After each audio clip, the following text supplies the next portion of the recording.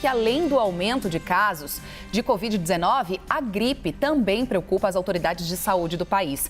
Aqui em São Paulo, por exemplo, o número de internações de pacientes com influenza no mês de dezembro foi até maior do que o número de pacientes com Covid-19. Por isso, a gente conversa agora com a Mônica Levi, que é diretora da Sociedade Brasileira de Imunizações. Mônica, boa tarde, feliz ano novo para você. Larissa Alvarenga também participa com a gente aqui dessa conversa. Obrigada por nos atender. Vou começar perguntando como é que está a situação dessa onda de gripe aqui em São Paulo e em todo o país também. Bem, a gente está vendo notificação crescente do número de internações por síndrome da respiratória angústia grave, né? E ultrapassou em muito como causa de Covid, né? A gripe H3N2 dessa cepa chamada Darwin está superando e muito, né? É o que está predominando nas internações com esses quadros respiratórios graves. Doutora, agora é Larissa falando. Boa tarde, um prazer enorme estar falando com a senhora novamente. Como que a gente pode diferenciar os sintomas de gripe e Covid-19? E o que preocupa mais os médicos hoje? Não, a gente não pode diferenciar clinicamente, os sintomas são muito parecidos, você não tem como fazer o diagnóstico que não seja laboratorialmente. Então, o SUS já está equipado hoje com os testes rápidos que permitem diferenciar a Covid do influenza A e B. São esses testes rápidos que estão sendo aplicados nas UBSs do país, foram distribuídos, até mesmo porque a conduta é muito diferente, né, no que você vai fazer quando você diagnostica influenza ou quando você diagnostica Covid.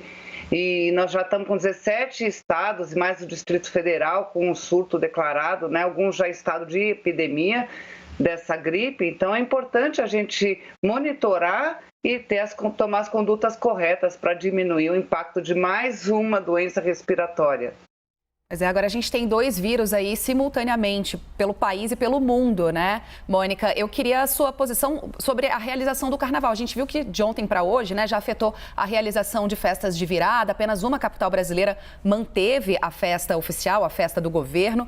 Mas como é que isso afeta o carnaval? É viável a realização de carnaval diante desse risco sanitário que a gente vive?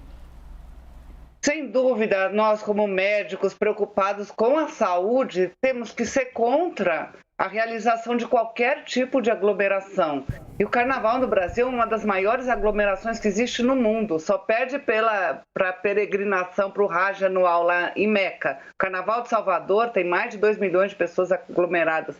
A gente fazer isso é pôr em risco uma situação de calamidade aqui no país, porque nós não temos condições com uma variante do coronavírus transmissível como a Ômicron, de alta transmissibilidade, e mais uma gripe fora do período de sazonalidade habitual, ainda no período de carnaval, antes de poder se vacinar, inclusive, contra a gripe, porque ela começa a ser fabricada agora no Butantan em janeiro, a vacina que previne a cepa H3N2 Darwin.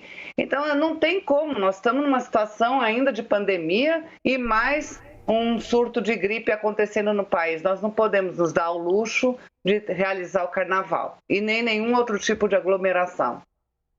Doutora, agora falando especificamente da Covid-19, nessa última semana de 2021, tivemos um aumento considerável no número de casos da Covid-19. Porém, tivemos uma diminuição, uma baixa nos números de morte. O que isso significa? Pode significar, então, que a Ômicron ela tem uma letalidade menor?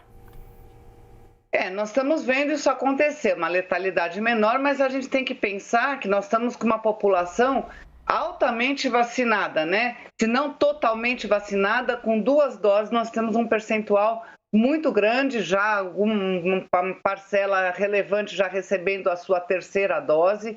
Então, a gente tem também pessoas que tiveram Covid recente e quanto isso contribui, né? Os anticorpos desenvolvidos por quem já teve a Covid ou foi vacinado, o quanto isso ameniza a intensidade dos sintomas, né, as formas graves da doença. Então, a gente não pode dizer só que é uma cepa boazinha a gente tem que considerar que também existe uma população bem diferente do que foi no início da pandemia, quando ninguém tinha imunidade para nenhum tipo, nem para a cepa original e nem para as variantes que foram surgindo depois. Doutora Mônica, os sintomas se confundem, né? O meio de prevenção para ambas as doenças, tanto gripe quanto o Covid-19, é a máscara, evitar, né, a aproximação de pessoas. Mas eu queria saber também se é possível que a pessoa seja contaminada pelos dois vírus simultaneamente, que uma mesma pessoa esteja com gripe e também com Covid-19. Já existem estudos sobre isso? Não, existe a co-infecção, existe sim, mas é muito pouco provável, né? Muito mais provável que você, ao fazer o teste rápido, vai diagnosticar ou um ou outro, se é que é a síndrome gripal, né, da pessoa testada, seja realmente ou de Covid ou de influenza, porque existem outros vírus respiratórios também, existem formas não... Esses testes são específicos para influenza e para Covid. A co-infecção existe, mas não é um fenômeno muito comum. Doutora, agora a respeito dos dois vírus, né? O que preocupa mais os médicos hoje? Qual quadro de saúde se agrava mais rapidamente? Olha, se a gente considerar que agora nós estamos tendo mais internações por síndrome gripal grave do que por Covid, obviamente, em número, né, de internações e de óbitos que vão começar a acontecer se a gente, né, descambar aqui com esse surto de gripe, né, que já virou epidemia em alguns estados do Brasil, vai preocupar mais. Mas eu acho que o coronavírus, a gente está vendo aumentar a internação de crianças, casos graves em crianças acontecendo, essa situação polêmica aqui no país, que não começa logo a decidir a vacinação de crianças de 5 a 11 anos e se organizar para isso. Então, eu não consigo comparar o que preocupa mais. Eu acho que são duas doenças muito preocupantes do ponto de vista de saúde pública e que a gente tem que dar atenção devida para as duas. E o que nos favorece é que as formas de prevenção não farmacológicas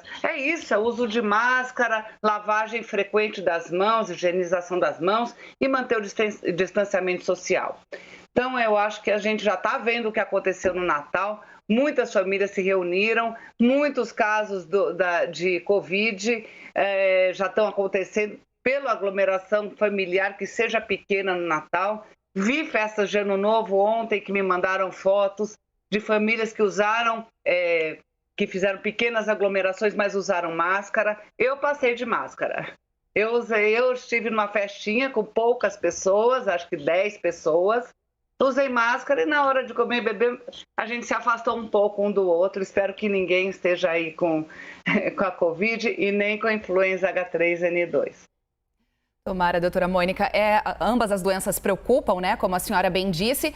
E é importante que a pessoa fique atenta aos sintomas e que faça testes, né? A cidade aqui de São Paulo, inclusive, está testando também para a influenza. E a gente já começa a perceber, trouxemos dados aqui ao longo da semana, de uma corrida das pessoas às farmácias. Não só por testes, mas também por medicamentos. Já que a gripe é um vírus com o qual a gente já convive há mais tempo. Às vezes a pessoa acha que sabe como se cuidar. Eu queria um alerta também da senhora sobre isso. Na verdade, a gente já viu acontecer de novo o Tamiflu tá em falta nas farmácias por pessoas que foram lá e compraram para armazenar em casa. Isso significa que vai faltar para pessoas que realmente têm indicação. Não é todo mundo que tem uma gripe que tem indicação de fazer o tratamento com antiviral. Então, a gente pede sempre, né, para a população ser bem orientada e que o nosso SUS, ele fornece o oseltamivir, que é o Tamiflu, para quem tem indicação para os casos graves ou para pessoas de alto risco para complicação e para o óbito. Então, a gente pede para não se armazenar em casa, para quem tem sintomas respiratórios, mesmo que leves, uma dor de garganta ou uns sintomas nasais leves, né, uma coriza ou nariz trancado, que vá fazer o teste pensando, né, em não ser um transmissor da doença. Ele tem que saber o que tem e tomar as atitudes devidas, né? A gente sabe qual é o tempo que a gente deve fazer de distanciamento, de isolamento quando você está com Covid, avisar as pessoas com quem você teve contato. E no caso da gripe é um pouco diferente, né? A pessoa transmite durante o período de sintomas, passou aqueles sintomas mais importantes, ela está bem, então não tem aquela coisa dos 10 a 14 dias obrigatoriamente. Então, acho que é isso. Nesse momento, a gente tem que realmente... Tem pessoas que vão estar com rinite alérgica, vão estar negativa para as duas doenças, mas é importante ser testado quem tiver qualquer sintoma respiratório, leve, moderado ou grave.